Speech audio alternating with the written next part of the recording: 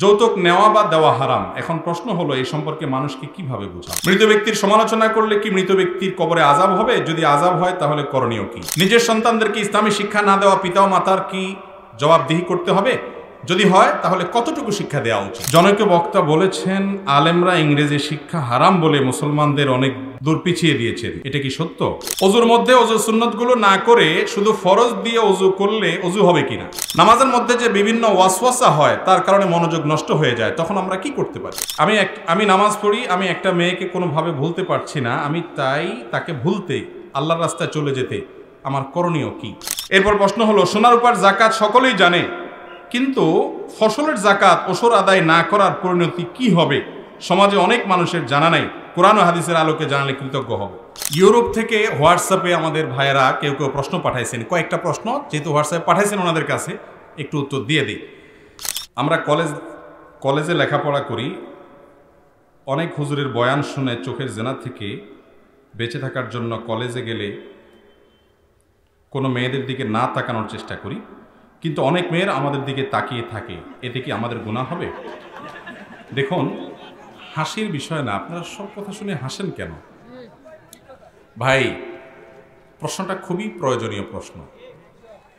আল্লাহ রাব্বুল আলামিন যে দৃষ্টিকে সংযত করতে বলেছেন, এই সংযত রাখার নির্দেশটা আমাদের অনেক ভাইয়েরা, অনেক বোনেরা মনে করেন শুধু পুরুষদের জন্য প্রযোজ্য, অথচ এটা ঠিক দৃষ্টি সংযত রাখার নির্দেশটা আল্লাহ তাআলা পুরুষদেরকে আগে বলেছেন, কারণ পুরুষরা মেয়েদের প্রতি আকৃষ্ট হয়ে দৃষ্টিপাত করে ফিতনায় পতিত হবে, সে বিপদে তারা নিজেরা পড়বে, আশঙ্কাটা বেশি থাকে। আল্লাহ রাব্বুল আলামিন সেজন্য প্রথমে বলেছেন, কুল্লিল মুমিনিনা ইয়াগুদ্দু মিন আবসারিহিম ওয়া ইয়াহফাযু ফুরুজাহুম, হে রাসূল ঈমানদার পুরুষদেরকে বলে দিন তারা যেন তাদের দৃষ্টিকে অবনত রাখে, পর্নার দিকে না দেখে।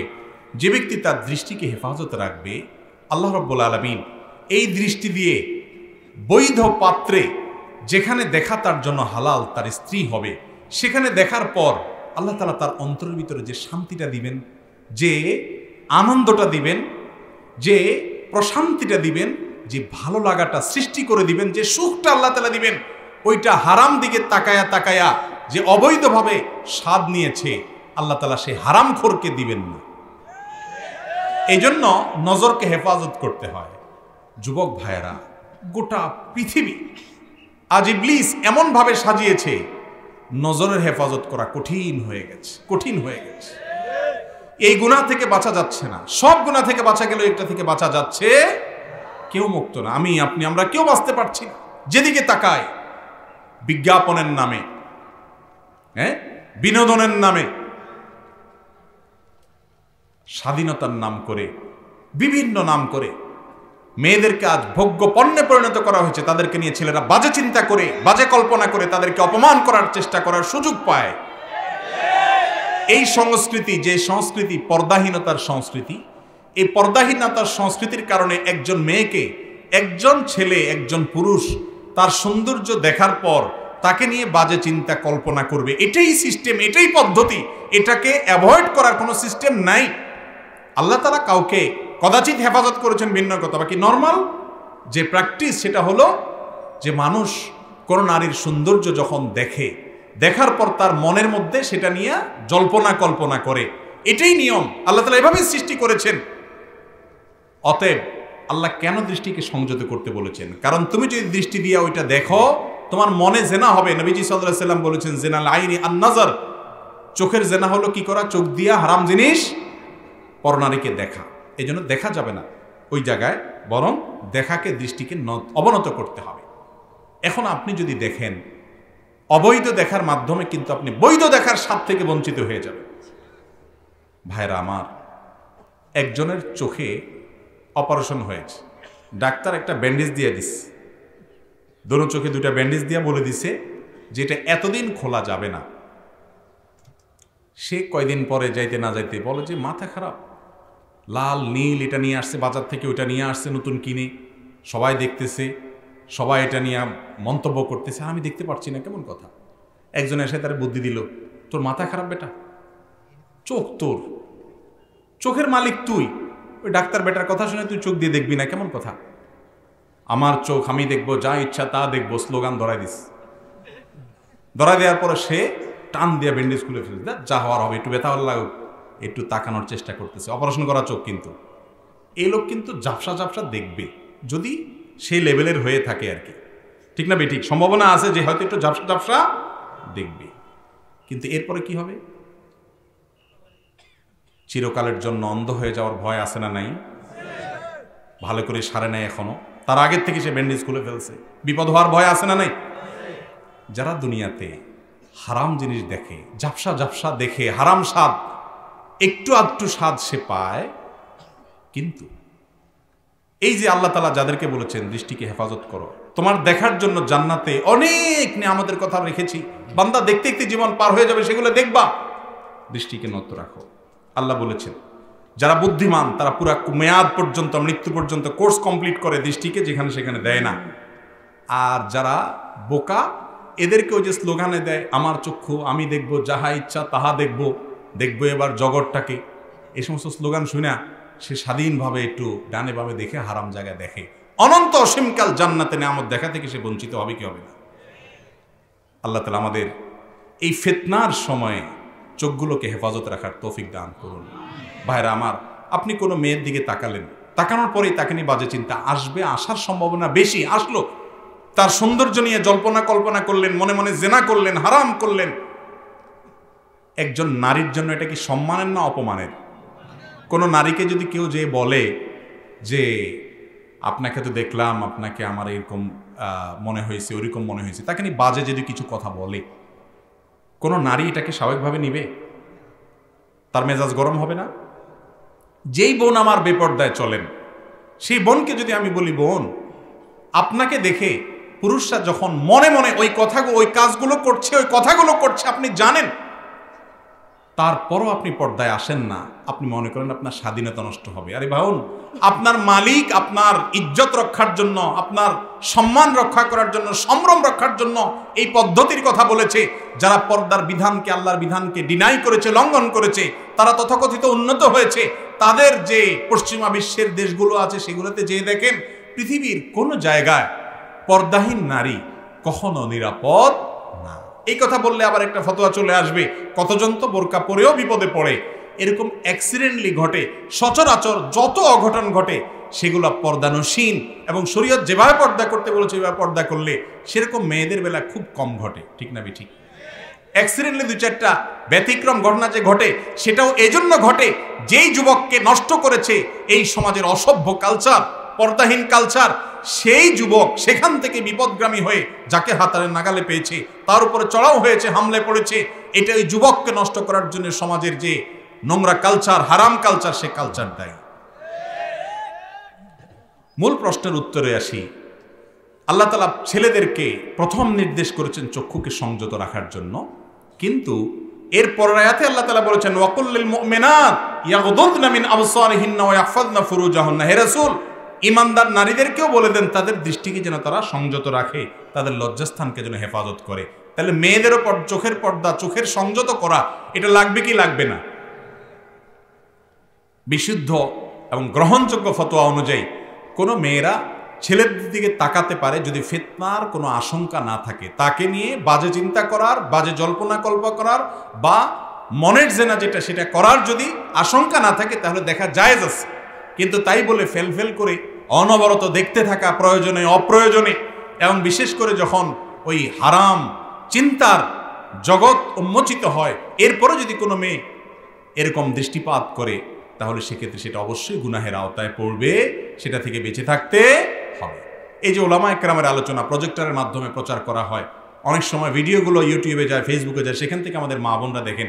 এ বিষয়ে আমাদের এর আগে স্পষ্ট মাসআলা বলা আছে যে এই বিষয়ে দুইটা মত বড় বড় ইমামদের থাকলেও বেশি বিশুদ্ধতর এবং গ্রহণযোগ্য মত হলো যে ফিতনার আশঙ্কা না থাকলে তারা এটা দেখতে পারবে, কিন্তু যদি ফিতনার আশঙ্কা হয়, তার মনে বাজে চিন্তা হয়, তাহলে তার জন্য দেখা জায়েজ নাই, তিনি শুনবেন বা পড়বেন। কথা কি বুঝাতে পারছি? আম্মাজান আয়েশা রাদিয়াল্লাহু তাআলা আনহাকে নবী করিম সাল্লাল্লাহু আলাইহি সাল্লাম হাবশীদের খেলা দেখার জন্য নিয়ে গেছেন এবং কাঁধের এখানে তার থুতনি দিয়ে বসাইছেন। সেখান থেকে এর দলিল পাওয়া যায়। আরো বিস্তারিত আলোচনা আছে, আমি সেদিকে যাব না। আল্লাহ আমাদেরকে বুঝার তৌফিক দান করুন। যৌতুক নেওয়া বা দেওয়া হারাম। এখন প্রশ্ন হলো এই সম্পর্কে মানুষকে কিভাবে বুঝাবো? যৌতুক নেওয়া বা দেওয়া হারাম, বিশেষ করে নেওয়া তো সর্বাবস্থায় হারাম, দেওয়াটা কোনো মেয়ের বাবা যদি বাধ্য হন এছাড়া তার মেয়ের বিয়ে না হয়, তাহলে সেক্ষেত্রে তার জন্য নিরুপায় হয়ে তাকে কোনো অসভ্য সমাজ বাধ্য করেছে, কোনো অসভ্য ব্যক্তি পরিবার বাধ্য করেছে, সেজন্য বেচারা বাধ্য হয়ে তার মেয়ের বিয়ের জন্য যদি দেয়, তাহলে তার দেওয়াটা কি হবে না? হারাম হবে না। যারা যৌতুক নেন, মুরব্বীরা ছেলে বিয়ে করে যৌতুক নেন, চাচিরা ছেলেকে বিয়ে করায়া ছেলের শ্বশুরবাড়ি থেকে বিভিন্নভাবে আদায় করেন, সারা বাংলাদেশে আছে, আপনাদের এই অঞ্চলেও আছে না নাই? রমজানে ইফতারি দিতে হবে, বিশাল বড় আপনার স্তূপ করে ইফতারি নিয়ে যেতে হবে। মেয়ের বাপের কি আছে কি না আছে এসব দেখা দেখি নেই, ঠিক না ঠিক? ফলের সময় ফল কিনে দিতে হবে অনেক, হ্যাঁ, কোরবানের সময় গরুর কল্লা পাঠাইতে হবে, রান পাঠাইতে হবে, আর বিয়ের সময় তো বলতেই নাই, অনেক কিছু দিতে হবে। এসব কালচার আছে না নাই? বিয়েতে যারা যৌতুকের সাথে জড়িত তাদেরকে কিভাবে বুঝাবেন? ছোট্ট একটা লজিক বলি আমি, খুব ছোট্ট, একেবারে সহজ সরল। সেটা হলো, যেই ছেলে কোনো মেয়েকে বিয়ে করে তুলে আনে, এই ছেলে ওই মেয়ের বাপের বাড়ির থেকে যে টাকা পয়সা নিবে, জিনিসপত্র নিবে, সুবিধা নিবে, এগুলো নেওয়ার তো একটা রিজন থাকতে হবে, কারণ থাকতে হবে, কেন নিবে, কিসের বিনিময়ে নিবে? মেয়ের বাপ বেচারা কি অপরাধ করেছে যে তাকে টাকা পয়সা দিতে হবে আপনাকে? যদি বলেন যে সে মেয়ে জন্ম দিয়ে অপরাধ করেছে সেজন্য তাকে প্রায়শ্চিত্ত করতে হবে দিয়ে, তাহলে ভিন্ন কথা। একটা কথা সহজে বোঝার চেষ্টা করেন, আপনি যে মেয়েকে বিয়ে করছেন, এই মেয়েটা জন্মের পর থেকে বিয়ের উপযুক্ত হওয়া পর্যন্ত একে ভরণ পোষণ দিয়ে, খাওয়া দাওয়া দিয়ে, চিকিৎসা সেবা দিয়ে, শিক্ষা দিয়ে, সমস্ত কিছু দিয়ে গড়ে তুলেছে কে? কার বাবা? ওই মেয়ের বাবা, ঠিক না? তার পিছনে পড়ালেখা করায়া তাকে মানুষ করাইছে। সেই পড়ালেখা শেখার পর আপনার সংসারে আসার পর তার ওই পড়ালেখাটা কাজে লাগবে কোথায়? কথা বলেন, আপনার সংসারে না? সে পড়ালেখা করে আপনার বাচ্চাদেরকে পড়াবে, আপনার ভাই বোনদেরকে পড়াবে, আপনার হিসাব নিকাশ রাখবে, আপনার এখানে সার্ভিস দিবে, অথচ পড়ালেখা করেছে কে? তার বাপ। সে খাওয়া দাওয়া করে বড় হয়েছে, ভরণ পোষণ করে বড় হয়েছে, কিন্তু সার্ভিস দিবে কোথায়? আপনার সংসারে। উচিত তো ছিল ছেলে পক্ষ মেয়ের বাপকে যে বলা, শ্বশুর বাবাজি, মেয়েটাকে এত বড় করে দিচ্ছেন, লক্ষ লক্ষ টাকা এর পিছনে খরচ করছেন, এর উপকার সব আমি ভোগ করতেছি, খরচ করছেন আপনি, ইনভেস্ট করছেন আপনি, গাছ লাগাইছেন আপনি, ফল খাইতেছি আমি, উচিত তো হলো সব হিসাব করে দেওয়া, এ পর্যন্ত যত যা খরচ করছেন আনুমানিক একটা ফিগার দেন, এগুলো আস্তে আস্তে আমি দিয়ে শোধ করব। এটাই না যুক্তির কথা, ঠিক না ঠিক? সেটা না করে উল্টা বরং ওই বেচারা মেয়ের বাপের কাছ থেকে বিভিন্ন ছলে বলে কৌশলে নির্লজ্জের মতো সেখান থেকে আপনি যৌতুক খাচ্ছেন। এটা ইসলামী শরিয়ার দৃষ্টিকোণ থেকে স্পষ্ট হারাম। কথা বুঝে আসছে ভাই? মুরব্বীরা যারা এগুলো খাচ্ছেন, আপনাদেরকে শয়তান একটা যুক্তি দেয়, আমি জানি। শয়তান কি বলে? শয়তান বলে যে আমরা তো আসলে চাই নাই, তারা খুশি হয়ে দিতেছে, ঠিক না ঠিক? এবং ওই যে আপনারা ওয়াজ শুনছেন না, কি যেন বলে যে টেলিভিশন তো আসলে আমার দরকার নেই, আপনার মেয়েরই তো টাইম পাসের জন্য দরকার। মোটরসাইকেল আমার ছেলে তো লাগে না, সে তো আসলে বাসে টাসে যাইতে পারে, কিন্তু আপনার মেয়েকে নিয়ে যেতে হলে একটা মোটরসাইকেলে না চড়ায় নিলে এটা হয় না। আপনার মেয়ের জন্যই একটা মোটরসাইকেল দরকার।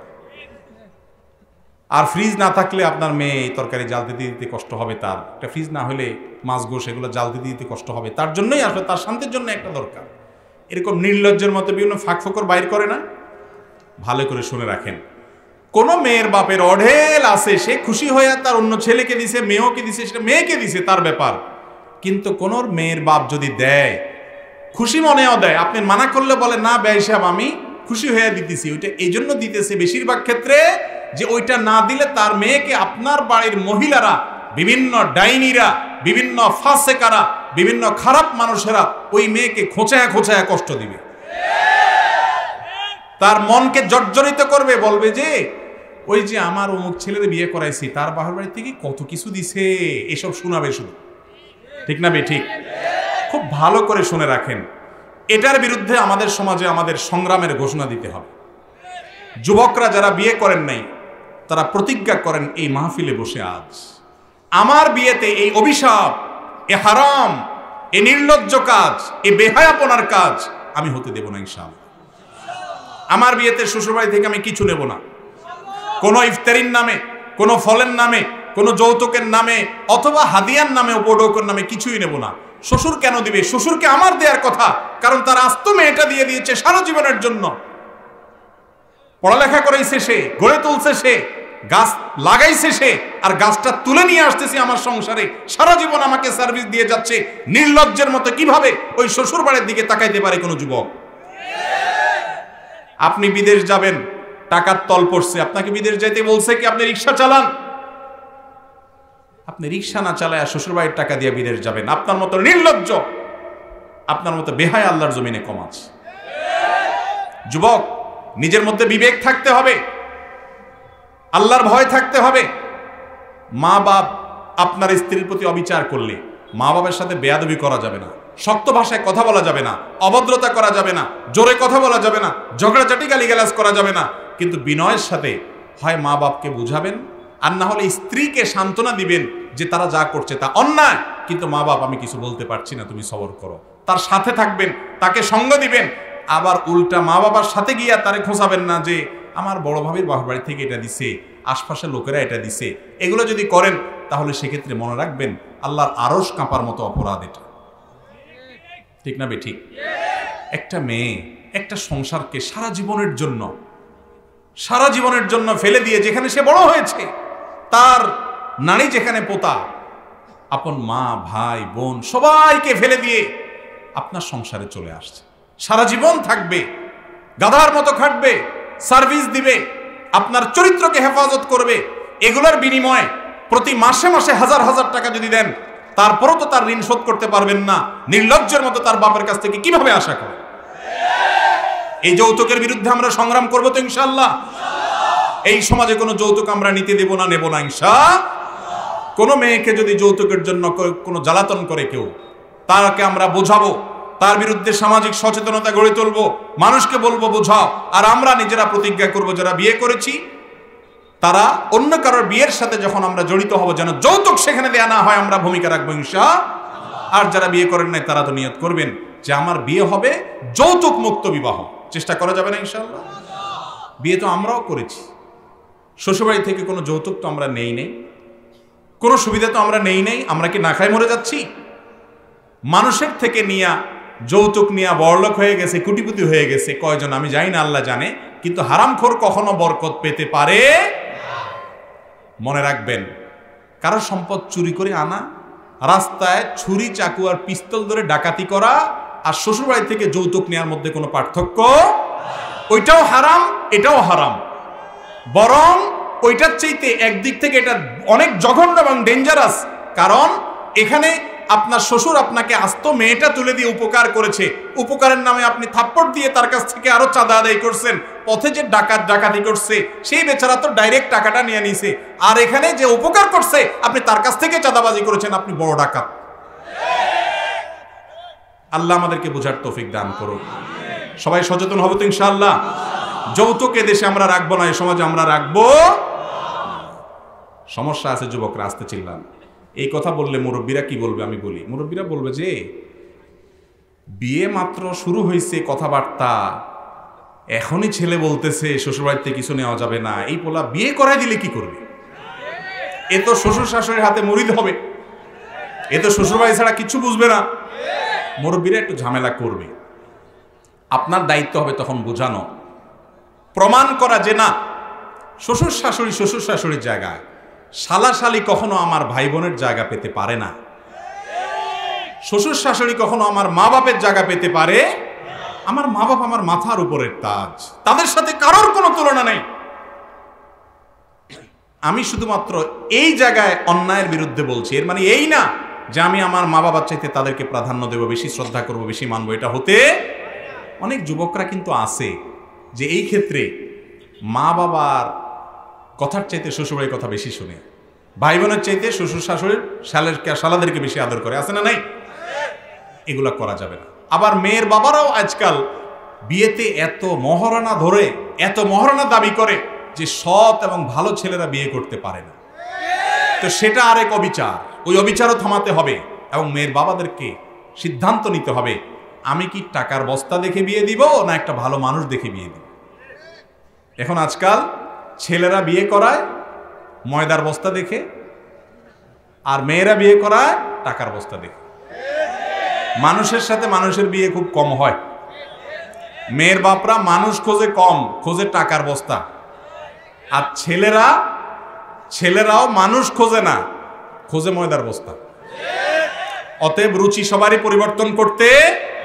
আমাদের নবীজি বলেছেন ফাজফার বিজাতিদ দ্বীন, তুমি বিয়ে করবা দিনদার কিনা, মুত্তাকি কিনা, আল্লাহকে চিনে কিনা, আল্লাহর ভয় অন্তরে আছে কিনা, হালাল হারাম বাজ বিচার করে কিনা, পাত্র হোক আর পাত্রী হোক, এই জিনিসটা যদি থাকে, এ হলো মানুষ, এই ইমানদারি মুত্তাকি, এর সাথে সংসার করে সুখী হবা। চেষ্টা করবো না ইনশাআল্লাহ? আল্লাহ আমাদেরকে বুঝার তৌফিক দান করুন। এরকম প্রশ্ন উত্তর দিলে ফজর পর্যন্ত শেষ হবে না। তাহলে কি শর্টে মেরে দেব? কিন্তু শর্টকাট বললে, সব কথা না বললে তো মুসিবত। এই যৌতুকের এক কথা আরেক ফাঁক রেখে গেলে পরে তার এক ঝামেলা হবে। মৃত ব্যক্তির সমালোচনা করলে কি মৃত ব্যক্তির কবরে আযাব হবে? যদি আযাব হয় তাহলে করণীয় কি? দেখুন, মৃত ব্যক্তির সমালোচনা যদি করা হয় তাহলে সেক্ষেত্রে মৃত ব্যক্তির কবরে আযাব হবে কেন? যে পাপ করবে তার পাপে তাকে পাবে। একজনের পাপ আরেকজনকে কখনো, মৃত ব্যক্তি বেচারা তো পাপ করে না, তার দোষ কেন হবে? বরং নবী করিম সাল্লাল্লাহু আলাইহি ওয়াসাল্লাম আমাদেরকে বলেছেন, কোনো মানুষ যখন মারা যায় তার সমালোচনা করবা না, তাকে গালমন্দ করবা না, তার দোষ থাকলেও সেটা নিয়ে আলোচনা করবা না। তার ব্যক্তিগত দোষ যদি থাকে সেগুলো নিয়ে আলোচনা করবো না। কেন? কারণ সে যে দুনিয়া থেকে চলে গেছে, সে যদি ভালো কাজ করে থাকে তার ভালো কাজের বিনিময়ে পাচ্ছে, খারাপ কাজ করে যেয়ে থাকলে তার শাস্তি সে পেয়ে গেছে। এখন তুমি কথা বলে তোমার মুখ নষ্ট করে লাভ নাই। এজন্য মৃত ব্যক্তির সমালোচনা করা, গালমন্দ করা, তার ব্যক্তিগত দোষ চর্চা করা, এটা মুসলমানের জন্য জায়েজ। কিন্তু আমরা তো আজকাল ফেসবুকের যুগে, কেউ মারা গেছে, হয়তো তার কোনো দোষ ত্রুটি ছিল, এবার তার বিরুদ্ধে আমরা অনেক বাজে বাজে কথা বলি, ঠিক না ভাই? ঠিক। ধরেন একজন সিনেমাতে অ্যাক্টর ছিলেন, কেউ হয়তো মডেলিং করেছেন, কোনো মেয়ের জীবন হয়তো উচ্ছৃঙ্খল ছিল, তিনি মারা গেছেন। ফেসবুকে আমাদের অনেক দায় টুপিধারী মুসলমানদেরকে দেখা যায় সেই পোস্টের মন্তব্যের ঘরে গিয়া অশ্লীল ভাষায় এবং অশ্রাব্য ভাষায়, নিকৃষ্ট ভাষায় সেখানে বাজে মন্তব্য করে। আছে না নাই? এই কাজগুলো হাদিসের আলোকে নিষিদ্ধ, হারাম কাজ। এই মুসলমান ইসলাম বুঝে নেই, ইসলামের নাম করে সে সেখানে অন্যায় করছে। আল্লাহ আমাদেরকে বেঁচে থাকার তৌফিক দান করুন। নিজের সন্তানদেরকে ইসলামী শিক্ষা না দেওয়া পিতা ও মাতার কি জবাবদিহি করতে হবে? যদি হয় তাহলে কতটুকু শিক্ষা দেওয়া উচিত?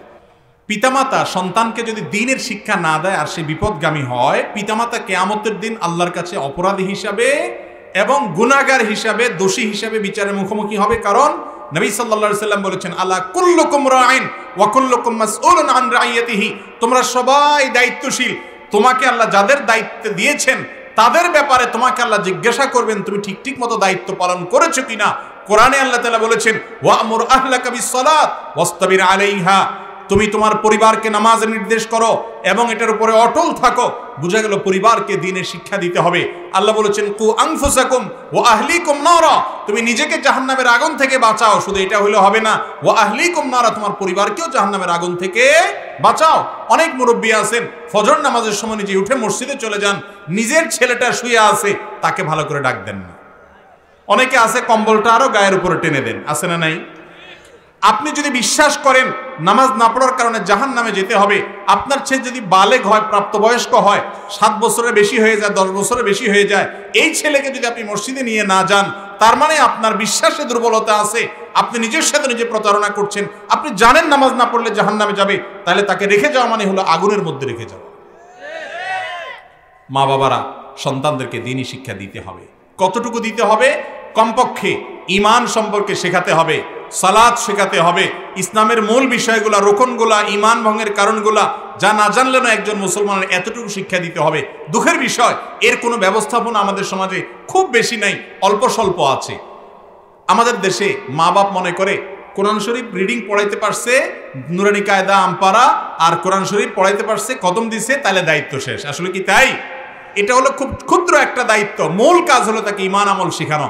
সেজন্য মসজিদের মক্তবগুলোকে ঢেলে সাজাইতে হবে, ভালো আলেমকে দিয়ে শিখাতে হবে, নিজে শিখে এসে তাদেরকে শিখাইতে হবে, ভালো বই পুস্তক দিতে হবে। তা না হলে মা বাপও কিন্তু আল্লাহর কাঠগড়ার আসামি হয়ে দাঁড়াতে হবে। এরপরে প্রশ্ন হলো, আমি একজন কলেজ ছাত্র, আপনাদের অর্থাৎ আপনি আব্দুল্লাহ জাহাঙ্গীর ইত্যাদি হুজুরের বয়ান গুলো দেখি, আমি কিছু হাদিস পড়তে চাই, কোন হাদিসগুলো পড়ে আমি বিশুদ্ধ জ্ঞান অর্জন করতে পারবো একটু পরামর্শ চাই। ভাইরা আমার, জ্ঞান অর্জনের জন্য যদি কোনো বই রেকমেন্ড করার কথা বলেন আমাকে, তাহলে আমি বলবো সর্বপ্রথম হলো কোরআনে কারীম অর্থ সহকারে, অন্তত সংক্ষিপ্ত ব্যাখ্যা সহকারে আপনার সংগ্রহে থাকতে হবে। এটা ফার্স্ট। এটা ছাড়া ইসলাম আপনি বুঝতে পারবেন, এটা আপনার থাকতেই হবে। এবং ভালো বিদগ্ধ কোনো আলেমের শরণাপন্ন হয়ে তত্ত্বাবধানে আপনি এটা পড়বেন। কোথাও সংশয় হলে তাকে জিজ্ঞেস করবেন। এক নাম্বার 2, হাদিসের একটা গ্রন্থ আপনার বাসায় থাকবে, কমপক্ষে রিয়াদুস সালেহীন থাকতে পারে আপনার বাসায়। ইমাম নওয়াবীর 40 হাদিসটা তো অবশ্যই থাকা দরকার, খুব ছোট্ট গুরুত্বপূর্ণ একটা বই। আরও এরকম নির্বাচিত হাদিসের গ্রন্থ, খুব বড় সড়ো হলে অনেক সময় অসুবিধা হয়, সেটা আপনার বাসায় থাকতে পারে। নাম্বার 3, নবী করিম সাল্লাল্লাহু আলাইহি সাল্লামের জীবনী জানা দরকার। সেজন্য ডক্টর আলী আস-সাল্লাবির যে সিরাতের বই আছে 3 ভলিউমে, বাংলা অনুবাদ হয়ে গেছে, সেটা নিতে পারেন। রাহিকুল মাখতুম নিতে পারেন। এটা একটা আপনার কাছে থাকা উচিত। মাসআলা মাসাইলের কিতাব, অথেন্টিক, গ্রহণযোগ্য এবং মোটামুটি শামিল কোনো একটা বই আপনার কাছে থাকা উচিত।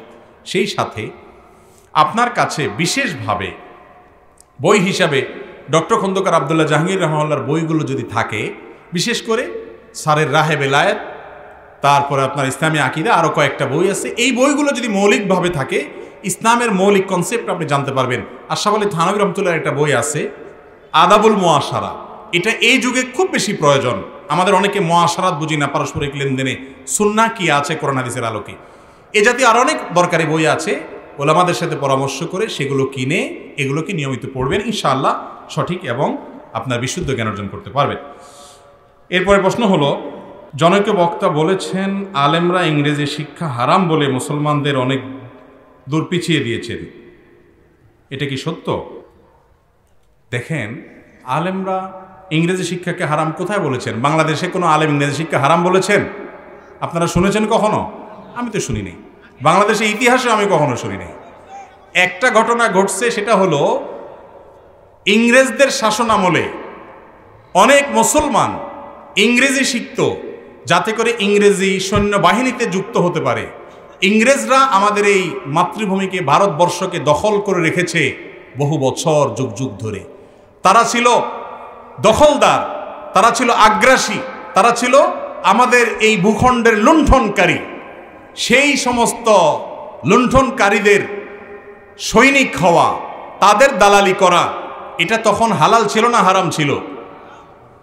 ওলামা একরাম তখন ফতোয়া দিয়েছেন সেই বাস্তবতায় যে কেউ যদি ইংরেজি শিখে, অর্থাৎ ইংরেজি তখন শিখত মানুষ, ও ইংরেজদের দোভাষী হবে, দালালি করবে ওই কাজের জন্য, তাহলে সে দেশ, জাতি, নিজের দিন, ইসলামের সাথে বেঈমানি করছে, গাদ্দারি করছে।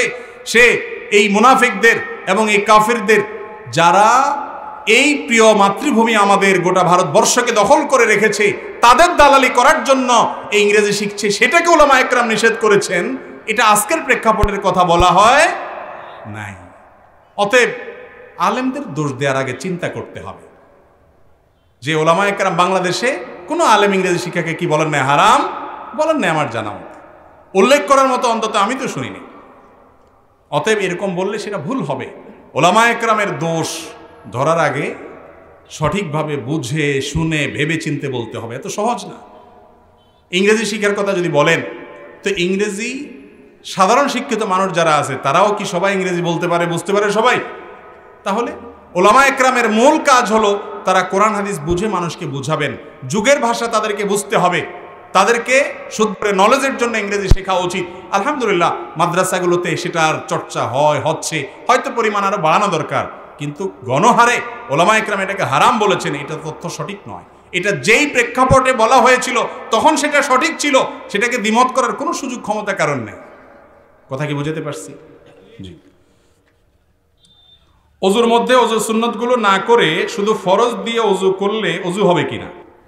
অজুর মধ্যে যদি শুধু ফরজগুলো আদায় করেন, সুন্নত না করেন, নাকে পানি দিলেন না, কুলি করলেন না, এবং আপনার আরো যে সুন্নত আছে সেগুলা করলেন না, একবার ধুইলেন, 3 বার করে ধোয়া সুন্নত সেটা আপনি করলেন না, তাতে অজু হবে কিনা? উত্তর হলো অজুর ফরজ আদায় হয়ে যাবে, অজু হয়ে যাবে। এটা দিয়ে আপনি নামাজ পড়তে পারবেন, কোরআন ধরতে পারবেন, সব ঠিক আছে। কিন্তু সুন্নত তরক যদি আপনি নিয়মিত করেন তাহলে সেটা অপূর্ণাঙ্গ ওযু হবে। ওযুর ক্ষেত্রে একটা শব্দ খেয়াল করবেন, নবী সাল্লাল্লাহু আলাইহি ওয়াসাল্লাম হাদিসে ওযুর ক্ষেত্রে বলেছেন আসবিগুল ওযু, তোমরা ওযুকে পরিপূর্ণভাবে করো, সাধারণভাবে ওযু করতে বলেন নাই। এজন্য ওযুতে সুন্নতগুলো যেন আদায় হয় সেটা খেয়াল করা উচিত। হ্যাঁ, কখনো ধরেন টেপের পানিতে এত কম পানি আসতেছে আর কোনো পানি নেই, শহরে হয়তো কোনো মসজিদে আপনি ওযু করতেছেন, বিরাট সিরিয়াল পড়ে গেছে, এখন আপনি অল্প পানি দিয়ে শুধু ফরজটা আদায় করতেছেন যাতে মানুষের ঝামেলা না হয়, এটা ঠিক আছে, এটা বরং ভালো কাজ। আপনি একদিন সুন্নত তরক করলেন একটা বিশেষ পরিস্থিতির কারণে, কিন্তু সচরাচর সুন্নত তরক করা উচিত না। তারপরেও যদি কেউ সুন্নত তরকে ওযু করে তার ওযু ফরজ আদায় হয়ে যাবে। নামাজের মধ্যে যে বিভিন্ন ওয়াসওয়াসা হয় তার কারণে মনোযোগ নষ্ট হয়ে যায়, তখন আমরা কি করতে পারি? নামাজের মধ্যে যদি আমাদের বিভিন্ন ওয়াসওয়াসার কারণে মন এদিক সেদিক চলে যায়, তাহলে সেক্ষেত্রে মনে রাখতে হবে একটা ইবলিস লাগছে আমাদের পিছনে। কি লাগছে? সেই ইবলিসের নামও নবী সাল্লাল্লাহু আলাইহি ওয়াসাল্লাম বলে দিয়েছেন হাদিসে, তার নাম হলো খিনজাব। এই খিনজাব নামক একটা বিশেষ শ্রেণীর ইবলিস আছে, এদের কাজ হলো মুসল্লিদের নামাজকে নষ্ট করে দেওয়া, নামাজের মধ্যে মনোযোগের মধ্যে ব্যাঘাত সৃষ্টি করা, এটা হলো তাদের কাজ। তো এরকম যদি তারা ডিস্টার্ব করে, আপনার কাজ কি? নবী সাল্লাল্লাহু আলাইহি ওয়াসাল্লাম শিক্ষা দিয়েছেন, বাম দিকে 3 বার থুতু ফেলবেন এবং আল্লাহর কাছ থেকে পানাহ চাইবেন তার জন্য। এই থুতু ফেলা মানে এই না যে গালবর্তে থুতু ফেলবেন আপনি, জাস্ট সুইর আগা পরিমাণে থুতু বলা করা, যেটা থুতু করলেই একটু তো বের হয়ে যাবে, জাস্ট এটা করার শিক্ষা নবী সাল্লাল্লাহু আলাইহি ওয়াসাল্লাম দিয়েছেন।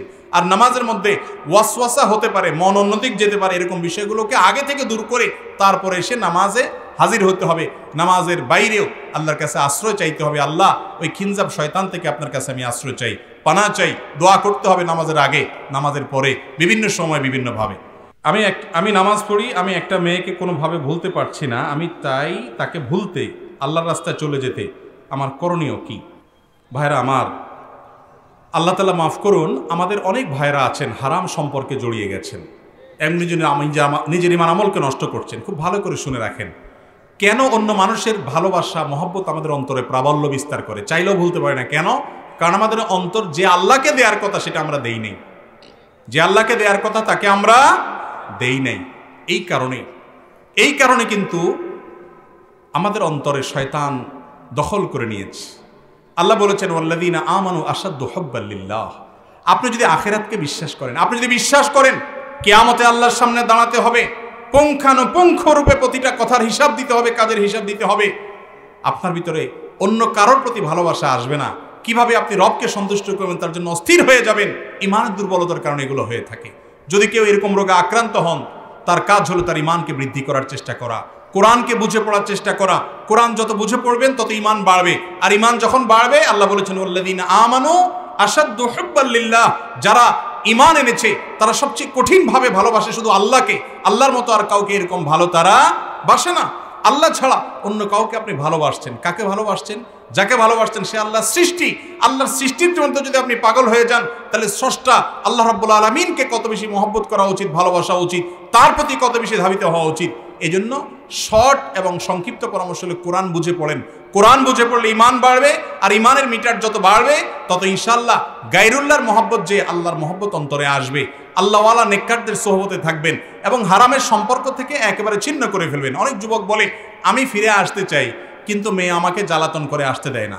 আমি বলি তাকে ব্লক করে ফেলেন, নাম্বার ডিলিট করে দেন, সিম চেঞ্জ করে ফেলেন, দূরে সরে যান কিছু সময়ের জন্য, ইনশাআল্লাহ ঠিক হয়ে যাবে। আপনি মনে করতেছেন সে আপনার জন্য পাগল হয়ে এটা করবে সেটা করবে, আত্মহত্যা করবে। আল্লাহ মাফ করে 2-4টা অ্যাক্সিডেন্ট ঘটে থাকে, সেরকম কিছু হলে তার অভিভাবককে জানিয়ে দেন, আপনি দায়িত্বমুক্ত হন। কিন্তু আপনি মনে রাখবেন আপনার ইমানকে আপনাকে বাঁচাতে হবে, আপনার আমল আপনাকে বাঁচাতে, আপনার কবরে আপনি যাবেন, ওই মেয়ে যাবে না। জবাবদিহি আপনাকে করতে হবে, সে করবে না।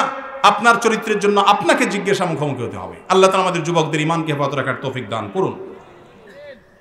এরপর প্রশ্ন হলো, সোনার উপর যাকাত সকলেই জানে, কিন্তু ফসলের যাকাত ওসর আদায় না করার পরিণতি কি হবে? সমাজে অনেক মানুষের জানা নাই, কোরআন ও হাদিসের আলোকে জানালে কৃতজ্ঞ হব। এই প্রশ্নটি আমাদের সকল প্রশ্নের মধ্যে সবচেয়ে গুরুত্বপূর্ণ প্রশ্ন। এটার উপরে দীর্ঘ সময়ের আলোচনা হওয়া উচিত, সেটা আমরা কোনো এক সময় করবো ইনশাআল্লাহ। আজকে শুধু এটুকু বলি, বাংলাদেশে একটি ফরজ আছে যে ফরজটা অবহেলিত, হারিয়ে গেছে, মানুষ জানেই না, আমল তো দূরের কথা, ধারণাই নেই। নামাজ ফরজ, রোজা ফরজ, পর্দা ফরজ, হক হালালে চলা ফরজ, হারাম থেকে বাঁচা ফরজ, এগুলো আমরা জানি। আমরা অনেকে যাকাত দেই, সম্পদের যাকাত, স্বর্ণের যাকাত, নগদ টাকার যাকাত, ব্যবসার যাকাত, এগুলো ঠিক আছে।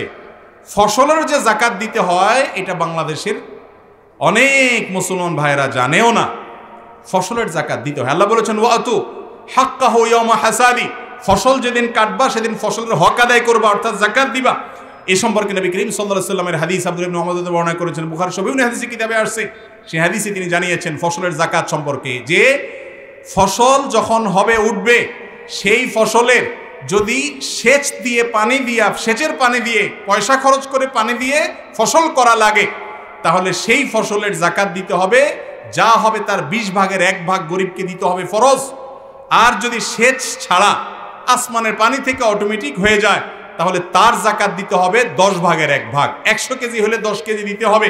আর যদি সেচ দিয়া, কল দিয়া, আপনার সেলো মেশিন দিয়া বিভিন্নভাবে আপনি নিজে পানি সেচন করে করতে হয় চাষাবাদ, তাহলে সেই ফসল থেকে যে ফসল হবে ও ক্ষেত থেকে, সেই ফসলের 20 ভাগের 1 ভাগ অর্থাৎ 100 কেজি যদি হয়, তাহলে আপনি 5 কেজি দিতে হবে। এটা যাকাত দেওয়া ফরজ। এবং এই যাকাতের সম্পর্কে সমস্ত উলামায়ে কেরাম সারা দুনিয়াতে একমত যে যাকাত, ফসলের যাকাত দিতে হবে, এটা ফরজ। আমরা অনেকে দেই না। বিশেষ করে আমাদের বাংলাদেশের প্রেক্ষাপটে অনেক ভাইয়েরা আছেন, তারা বলেন যে সরকারকে জমির খাজনা দেই, এটা দিলে আদায় হয়ে যাবে। এটা ভুল। মুফতি শফি সাহেব রাহিমাহুল্লাহ স্পষ্ট এই বিষয়ে লিখেছেন, বই লিখেছেন আলাদা, যে যেই জমির খাজনা সরকার নেয়, এটাকে শরীয়ত যে যাকাতের কথা বলছে সেই হিসাবে নেয় না, যার কারণে এটাকে সেভাবে সরকার ব্যয় করে না। এটা রাষ্ট্রের প্রয়োজনে রাষ্ট্র নেয়, খরচ করে, সেটা আরেক বিষয়। কিন্তু আপনাকে ফসলের উৎপাদনের যাকাত দিতে হবে। ফসল উৎপাদন করতে আজকাল অনেক খরচ, লাভ হয় না, এটা হয় সেটা হয়, অনেক অভিযোগ আমাদের আছে। এটা নিয়ে ডিটেল আলোচনা আমি আলাদা করবো ইনশাআল্লাহ। শুধু এইটুকু বলে রাখি যে ফসলের যাকাত দেওয়া ফরজ, আপনাকে দিতে হবে। কমপক্ষে কতটুকু ফসল হলে যাকাত দিতে হবে, এটা নিয়ে জমহুর এবং সংখ্যাগরিষ্ঠ ইমামদের মত হলো 5 ওয়াসাক হলে যাকাত দিতে হবে। 5 ওয়াসাক, এটাকে আজকাল মনের হিসাব করলে কত মন হয় সেটা নিয়ে কয়েকটা মত আছে। হানাফি মাযহাব অনুযায়ী এবং অনেক ওলামাদের মত অনুযায়ী 25 মন আনুমানিক। অনেকে 16 মনের কথা বলেছেন, ইউসুফ আল কারজাবি 18 মনের কথা বলেছেন। 25 মনের কথাটা মোটামুটি আমাদের দেশের বেশিরভাগ ওলামায়ে কেরাম এই মতটা, অর্থাৎ হানাফি মাযহাবের ওলামায়ে কেরাম মতে এটা 25 মন হলে আপনাকে যাকাত দিতে হবে মিনিমাম। এর নিচে হলে ওইটা দিতে হবে না। কোনো ফসল 25 মন বা তার বেশি হয়েছে, যা হয়েছে, যদি সেটা আপনি সেচ টাকা দিয়ে করে থাকেন, তাহলে 20 ভাগের 1 ভাগ। আর যদি আসমানের পানি থেকে বৃষ্টি পানি দিয়ে হয়ে যায়, আপনার টাকা ছাড়া চলে, বা সেচের পানি ছাড়া হয় ফসল, তাহলে সেটা 10 ভাগের 1 ভাগ আপনাকে দিতে হবে। এই ফসলের যাকাত সম্পর্কে একটা জাতীয় দৈনিকে একজন বড় গবেষক, একজন সাবেক সচিব, তিনি একটা আর্টিকেল লিখেছেন। অসাধারণ কিছু তথ্য আমি সেখানে পেয়েছি। সেখানে তিনি লিখেছেন যে বাংলাদেশে স্বাভাবিকভাবে যে বছর চাষাবাদ করা যায়, সে বছর 4 কোটি টন ফসল উৎপাদন হয় সব মিলিয়ে। এই 4 কোটি টন ফসল যে উৎপাদন হয়, এগুলোর বেশিরভাগ জমির মালিক হলো সচ্ছলরা, যাদের অনেক জমি আছে, অল্প জমির মালিক কম। তো এই সচ্ছলরা যে জমির মালিক, সেটা যদি আমরা 50%ও ধরি, তাহলে সেক্ষেত্রে 2 কোটি টন ফসলের যাকাত দেওয়া লাগে। আর 2 কোটি টন ফসলের যাকাত যদি ওই 20 ভাগের 1 ভাগও দেওয়া লাগে, তাহলেও যেটা হয় সেটা হলো 10 লক্ষ টন যাকাত শুধু গরিব পায়। 10 লক্ষ টন ফসলের মূল্য যদি বের করা হয়, অন্তত আনুমানিক সেটা প্রায় 5,000 কোটি টাকা হয়। এবার এই হিসাব করে দেখেন, এই দেশে গরিব যারা খাদ্যের অভাবে কষ্ট করে, ফসলের যাকাতটা যদি সঠিকভাবে আমরা আদায় করি, বুঝতে পারি এই ফরজটা যদি আমরা প্রতিষ্ঠিত করে জিন্দা করি, তাহলে ইনশাআল্লাহ গরিবরা আর ক্ষুধার্ত থাকবে না। অতএব ফসলের যাকাত দেব তো ইনশাআল্লাহ। বাংলাদেশে অনেক মানুষ দেয় না। এ বিষয়ে যদি আপনি বিস্তারিত জানতে চান, মাওলানা আবুল ফাতা মোহাম্মদ ইয়াহিয়া রাহিমাহুল্লাহ তিনি এই বিষয়ে লিখেছেন, সংগ্রহ করতে পারেন বই। ডক্টর খন্দকার আব্দুল্লাহ জাহাঙ্গীর রাহিমাহুল্লাহ তার প্রসিদ্ধ বই আছে বাংলাদেশে ওসর বা ফসলের যাকাত, সেই বই কিনে বিস্তারিত জানবেন।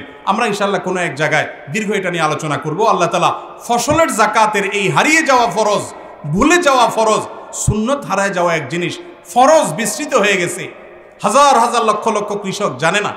আল্লাহ তাআলা আমাদেরকে জেনে আমল করার তৌফিক দান করুন। ইউরোপ থেকে হোয়াটসঅ্যাপে আমাদের ভাইয়েরা কেউ কেউ প্রশ্ন পাঠাইছেন, কয়েকটা প্রশ্ন যেহেতু হোয়াটসঅ্যাপে পাঠাইছেন ওনাদের কাছে একটু উত্তর দিয়ে দিই। হোটেলে হারাম মাংস রান্না করা বা সস তৈরির সময় তৈরির যে বাষ্প হয়, তা শরীরে লাগলে বা কাপড়ে লাগলে তা দ্বারা নামাজ হবে কিনা। দেখুন, কোনো পশু যদি গোশত খাওয়া হারাম হয়, সে পশুর গোশত, লালা এগুলো হারাম হয়ে থাকে। কিন্তু সচরাচর যখন কোনো গোশত রান্না হয় এটার ফলে তো আর সেটা রস কষ এগুলো সিদ্ধ হয়ে পানির সাথে মিশে যায়, সেগুলো খাওয়া হারাম। কিন্তু সেগুলোর বাষ্প কাপড়ের সাথে লাগলে সেটা একে তো পরিমাণে এত কম থাকবে, আবার দ্বিতীয়ত সেটা আপনার ওই লালা বা গোশত লেগেছে সেটাও সব বলা কঠিন, এরকমও নয়। আবার সেটা বাষ্প হয়ে চলেও যাবে, এর কারণে ওই কাপড় নাপাক হবে এমনটি নয় ইনশা আল্লাহ, আল্লাহু আলাম। তবে এগুলো থেকে যথাসম্ভব পরহেজ করা দরকার, দূরত্ব বজায় রাখা দরকার। যে এটার বাষ্প যার গায়ে লাগছে তিনি যদি রান্না করেন এবং সার্ভ করেন তাহলে হারাম রান্না করা বা হারাম সার্ভ করা সেটা কিন্তু গুনাহের কথা। আল্লাহ বলেছেন আল্লাহ তাআলা উদওয়ান, অন্যায় কাজে সহযোগিতা করা যাবে না, এজন্য এই চাকুরি ছেড়ে অন্য কোনো পেশায় যাওয়ার চেষ্টা করতে হবে। সাধারণত ব্যাংক থেকে ঋণ নিয়ে বাড়ি কেনা হারাম, তবে অনেকে বলে ইউরোপের প্রেক্ষাপটে জায়েজ। ইউরোপের জন্য আলাদা কোনো শরীয়ত বা মাসালা আসে নাই, মাসালা একই ভাই। সুদের লোন নিয়ে বাড়ি করা জায়েজ নয়, সুদের লোন নিয়ে কাজ করা যাবে না, আমাদের বেঁচে থাকতে হবে। আচ্ছা, এরপর প্রশ্ন হলো, আমি 25 বছর থেকে বিদেশে আছি, অনেক সম্পদ কিনেছি, বাড়ি গাড়ি জায়গা জমি, এখন আমার বাবা বলেছেন আমার সমান ভাগে সম্পদ বন্টন করে দিতে, দয়া করে কোরআন হাদিসের আলোকে বলেন। খুবই গুরুত্বপূর্ণ একটা প্রশ্ন। কোন সন্তানকে আপনি বাবা হিসাবে বিদেশে পাঠিয়েছেন, পাঠানোর সময় ভিসা টিসার জন্য টাকা দিয়েছেন, আপনি বাবা হিসাবে বলতে পারেন যে অন্য ছেলেদেরকে পাঠাই নাই, তোমাকে একা পাঠাইছি, অতএব তোমার পিছনে যে টাকা খরচ হয় সেটা তুমি ব্যাক করো, এটা সব সন্তানদের হক আছে, এটা বলার অধিকার বাপের আছে এবং এটা ঠিক ন্যায্য, এটা আপনাকে ফেরত দিতে হবে বাপের। আর এর বাইরে যদি আপনি বলেন যেহেতু তোমার আমি বিদেশ পাঠাইছি জমি বেচে, অতএব তোমার সারা জীবনে যা কামাই করবার সবগুলো আমার, আমি সব সন্তানদের ভাগ করে দিব, এই অধিকার কিন্তু বাপের নাই। এই ভুলটা আমাদের বেশিরভাগ বাপেরা করেন কি করেন না। একজন ছেলে কামাই করছে, তার সম্পদ তার, যেটা আপনি তার কাছ থেকে পাবেন সেটা আদায় করেন। হ্যাঁ, এটা অবশ্যই ঠিক যে তার উচিত, তার নৈতিক দায়িত্ব হলো তার ভাই বেরাদার যাতে কষ্টে না থাকে তাদের দিকে খেয়াল করা, তাদের হাত ধরে টানা, তাদেরকে বিদেশে নেওয়ার ব্যবস্থা করা, তাদেরকে পুজো নিয়ে হেল্প করা। কিন্তু এর মানে এই না যে বাপ বাধ্য করবে তুমি যা কিনছো জমি জমা সব ভাগ করে ভাই বোনদেরকে দেবো, এই অধিকার বাপের নাই। এই হারাম কাজটা অনেক চাচা মিয়ারা করেন না জেনে। কথা কি বুঝাতে পারছি? সন্তানের উচিত ভাই বেরাদের খবর নেওয়া, বাপ মা সেটার জন্য নসিহত করবে, বাধ্য করতে পারবে না যে তুমি সব ভাগ করে দিয়ে দাও, এটা অন্যায়, এটা করা যাবে না। যার যার সম্পদ তার। এগুলার করার কারণে হয় কি, ওই যে ছেলে উপার্জন করে ও কামাইতেই থাকে, আর যেগুলো বাড়িতে বসে এরকম ফাও খাওয়ার আশা বসে থাকে বিদেশি ভাইয়ের, ওইগুলো ফাও খাইতে খেতে জীবনে সারাদিন হাত পাততেই থাকে, এগুলো কোনোদিন গরিব এবং অভাবী তাদের দূর হয় না। ঠিক না ভাই? ঠিক। ওই বসে বসে শুধু খায় আর চা দোকানে আড্ডা মারে। এই জন্য তাদেরকে কর্মঠ বানাতে হবে এবং অবিচার করা যাবে না। জি, জাযাকুমুল্লাহ খায়ের। শেষ হলো।